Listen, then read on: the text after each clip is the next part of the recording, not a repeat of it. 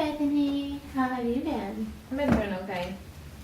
I know last session we met, we kind of got to know your situation and we discussed what's really going on with your Aurora tab use and everything. Mm-hmm. So this week what I would like to do is go over the cognitive behavioral therapy model. Okay. Which is the type of therapy we're going to be using to help you with your Aurora tab use. And then we're also going to try to apply that to some of your situations in your life. And then at the end I'll give you a little homework assignment. And I know your homework and you're like, oh no, but it's not nothing big, it's something that's very doable. Okay. And it's more just journaling. But we're going to talk about that later, okay? Does that sound good? Yeah. Okay. So what do you know about the cognitive behavioral therapy? Nothing. Okay. Okay. So what it is basically looking at your thoughts and how they relate to your emotions and behavior. So it's saying that a thought is causing an emotion, and that emotion in return is causing a behavior. I know that's kind of confusing right now. So I want to give you an example, okay? That sounds good. Yeah. So what usually happens is some situation occurs. So for our example, let's say your boss fires you. Okay. So your automatic thought is, I'm a bad worker. Mm-hmm. And then that thought causes the emotion of depression or just being sad. And that emotion causes you going out and using. Does that make sense? That kind of makes sense, yeah. The connection? So let's apply it to something in your life. Does that sound good? Yeah. When's the last time you used?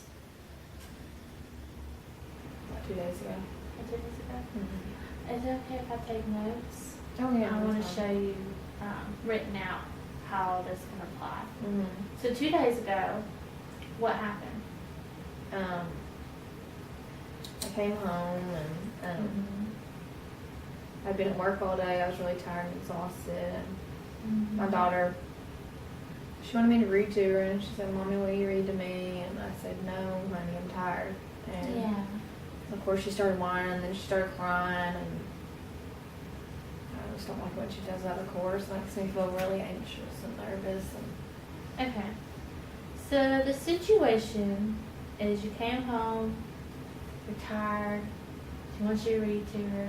She can't, she's lost it, yeah. and she started crying. So I know it's kind of difficult, but let's think back to that exact moment. What was the first thought that came into your mind? I'm just not a good mother.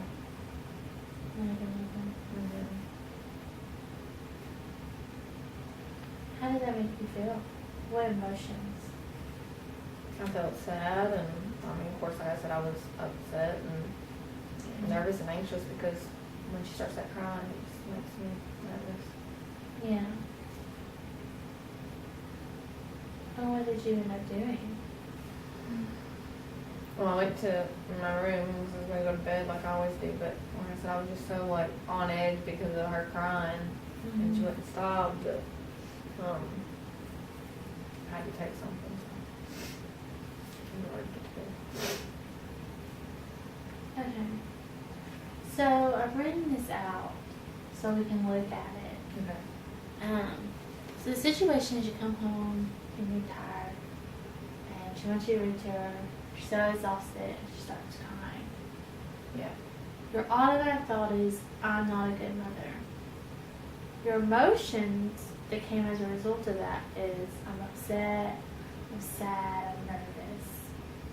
And then your behavior was, you ended up taking more tabs. Does that make sense, how one links into another? Yeah, that makes more sense now. Yeah. How do you believe you're not a good mother? Looking at it now. I mean, I know I do my best. I think I'm a good mother. But, I It's just situations like that. And other times I don't, really feel like the best mother. On a scale of 0 to 100, 100 being the best mother ever, and 0 being the worst mother, how would you rate yourself? I'm about 85. For being good? Mm-hmm. That's great. So now you feel like you're a great mother. I mean, that's pretty good. The best mother ever, and you're at 85. That's good.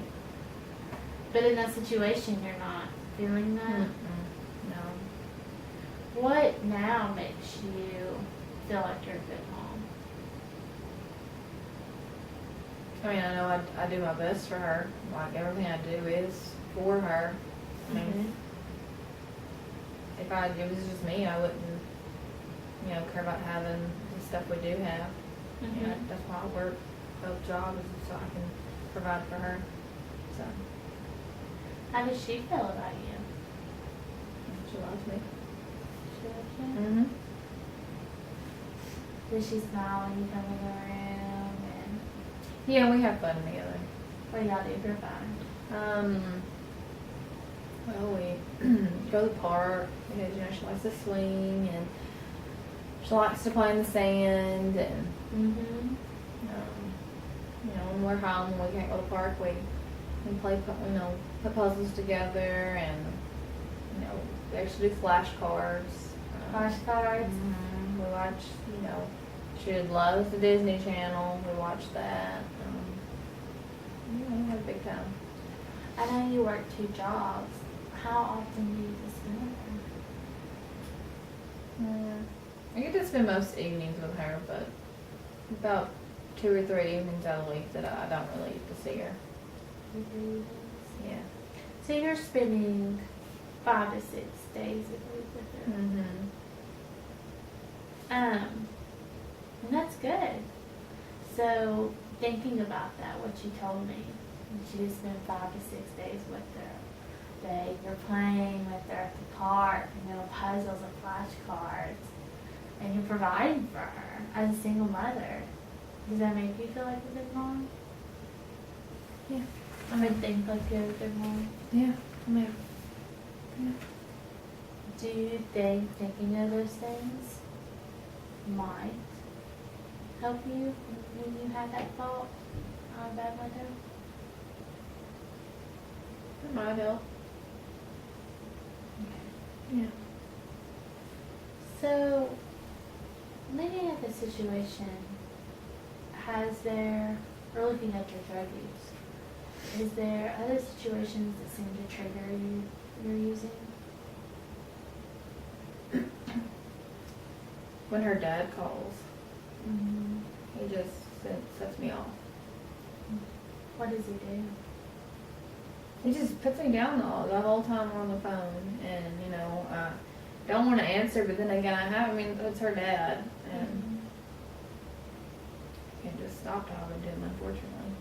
But What was y'all's last conversation that led to you using?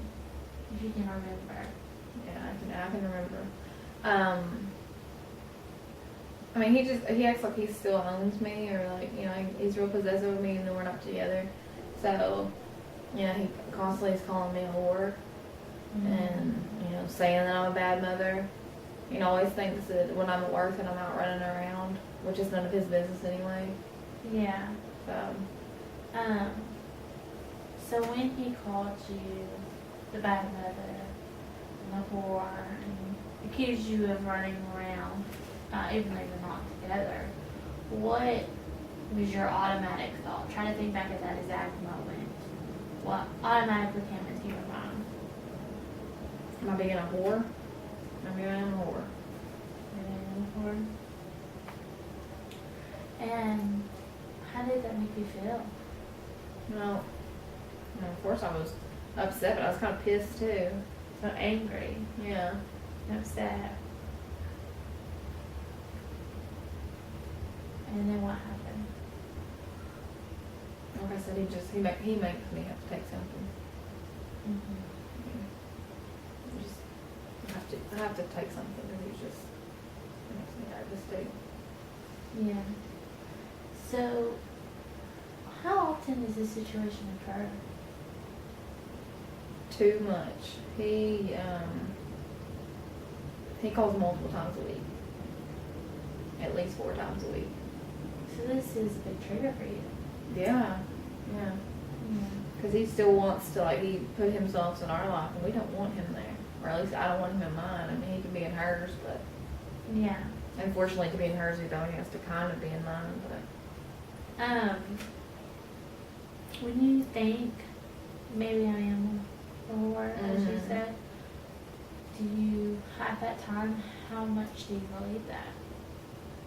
well, I mean, he's constantly saying that he said the whole time we were together. Mm-hmm. So, I mean, yeah, naturally I'm going to kind of believe it. Yeah. So, thinking back at that time, would you say 0 being, completely not a whore, I guess, or not promiscuous, better terminology for that, and then 100 being very promiscuous? Where do you think that you would fall at that time that you think you do? Like, how he makes me feel. Yeah.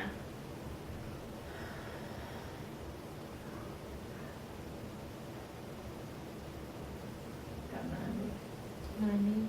Yeah. That's pretty high. So you're feeling it pretty strong. Yeah. Now, looking back at it, if you had to rate yourself on the same scale, where would you fall?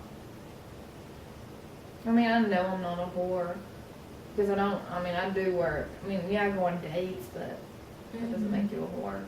No, I hang out with absolutely people. not. I mean, I hang out with people of the opposite sex. I think I can do that. Yeah.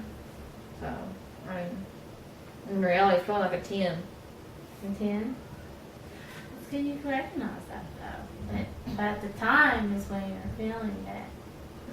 What do you think you could do at that time to make you not feel that way? I guess, I could, instead of listening to his big mouth, just know what I know. What is it that you know? And I'm not.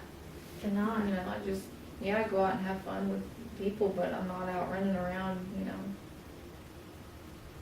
I'm usually either working or at home with my daughter, so. And that's good. I think that's a good idea to kind of think about those things. Yeah. Is there any way you can limit how much you have to talk to him? I've tried. I mean, he used to call me every day, multiple times a day, so we're doing pretty good right now. Or he is, at least. Me getting him down to 4 times a week. Yeah. So, slowly I think it'll hopefully get better. I mean, I ignore him a lot. And What's something you can do this week that might help you with that? for him not to call me. Or for you to limit how much you have to talk to him. I guess I could, maybe not answer. Okay. Yeah, I think that's good. Does he have certain parental rights with your daughter? Yeah. How often do they talk? He sees her when he wants. When he wants? Yeah. When he's calling you, is he talking to your daughter? He probably talks to her half the time. Half the time? He's calling because of me for most of it, yeah. So, He says it's for her, but it's not. we all know better. So maybe what you can do is set a certain time that he can talk to her. And then just tell him, like, if you want to talk to her, between this time and this time, that's the time for her. And when you call, I'm going to hand the phone directly to her. But is that something for you that you think is doable? Yeah, because I don't want to to talk to him. Yeah. That's the most important thing, is if it's something that you feel like you can actually do. Yeah, I mean, I don't know why I couldn't. I mean, he'll try to call back in, but I can just ignore him. If he's already talked to her and that's the only reason he's calling, like he says, then that should be sufficient for him, so. Yeah.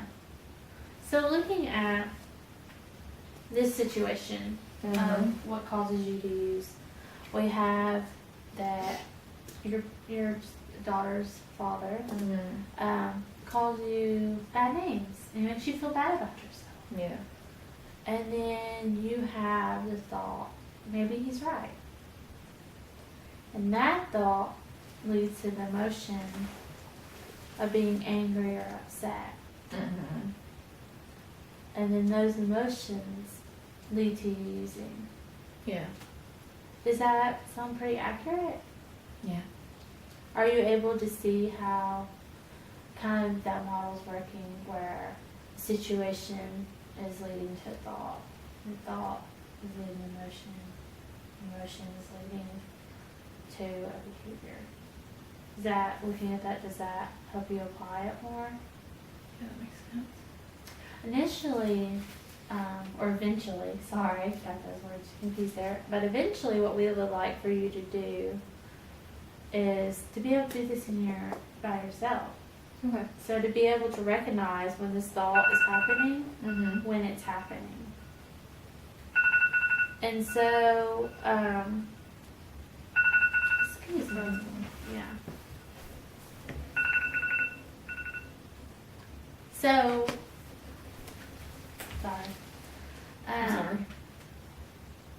So, that's the point we want to get to. Mm-hmm. So what I would like for you to do this week is this homework I have here for you. Okay. Which is, I'd like for you, it's basically what we just did Okay. right now. You just mark the date and you describe a situation when it's happening, Okay. and then you write an emotion, Mm-hmm. what you're feeling. And then write how well you feel that at that time. And then you do your automatic thought first. Okay. So like how we did here, the situation and then the thought. Mm-hmm. And then you do the emotion. Okay. Automatic thought, just what automatically pops in your head. Right. Okay. That makes sense. And then write how much you believe that as well. Okay. So after the situation, automatic thought, then you do the emotion. And then after that, I want you to look at it and think, is this really true? What's realistic or rational about this? And kind of see what you believe after that, Mm-hmm. and rate that. And then re-rate your emotions of how you Okay. feel. I know that's a lot, and it's all labeled here for you. Yeah. And if you can, if this gets too confusing later, just worry about the situation and the automatic thought Okay. and how you feel. If it becomes too confusing, try. I think I see, can do it. Yeah, see how much you can do, and then if you start to feel like it's getting too overwhelming, you can cut back. Okay. Does that sound good? Mm-hmm. I enjoyed talking to you. Thank you.